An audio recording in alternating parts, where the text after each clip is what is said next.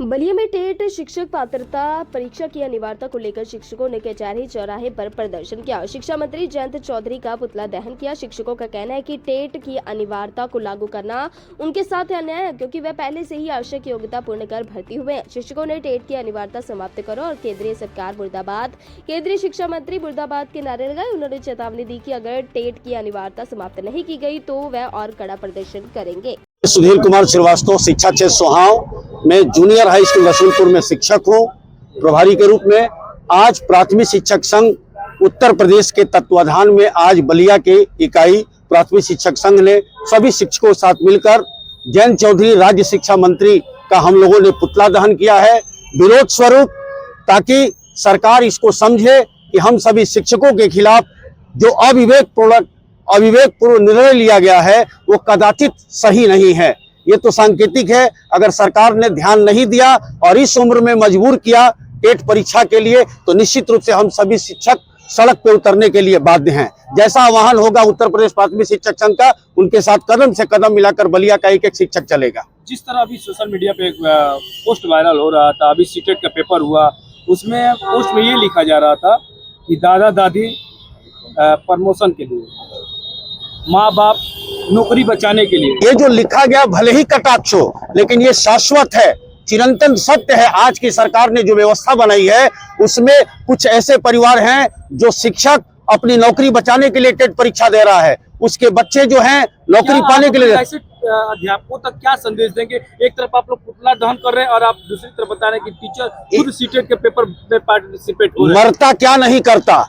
अगर सरकार की ये नीति जो बनी है तो एक एक शिक्षक अपनी रोजी रोटी को बचाने के लिए किसी भी हद तक जाने के लिए तैयार है।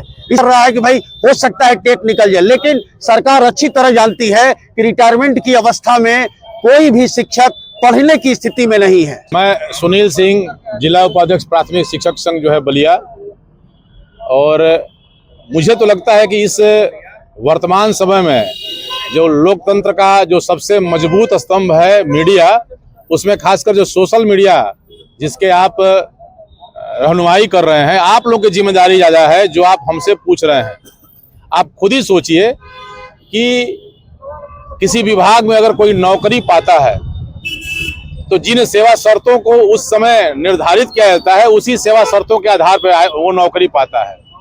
और इसके बाद 20-25 साल नौकरी करने के बाद बुढ़ापे में उसे कहा जाता है कि तुम फिर से जो है नौकरी की तैयारी को, हम इस टेस्ट को नहीं मानते हैं जो तुम 20-25 साल पहले लिए थे, अब तुमको फिर से देना पड़ेगा। हमें चाहेंगे आप सरकार से क्या मांग करेंगे? जिस तरह पुतला दहन करके क्या संकेत मांग क्या? ये तो एक लोकतांत्रिक मांग है हमारी कि माननीय हमारे जो प्रधानमंत्री मोदी जी हैं वो इस चीज को देखें, अनुभव करें और इस पर विचार करें, क्योंकि आने वाले दिन में ये सिर्फ पुतला दहन तक नहीं जाएगा।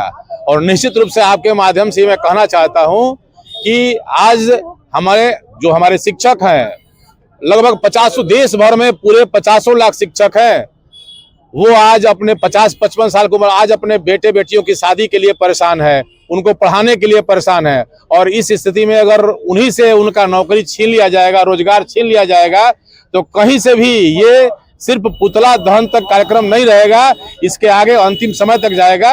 और हम चूंकि शासन में, सरकार में विश्वास रखते हैं, इसलिए पहले हमारा काम है कि पहले वो सरकार इस पर ध्यान दे।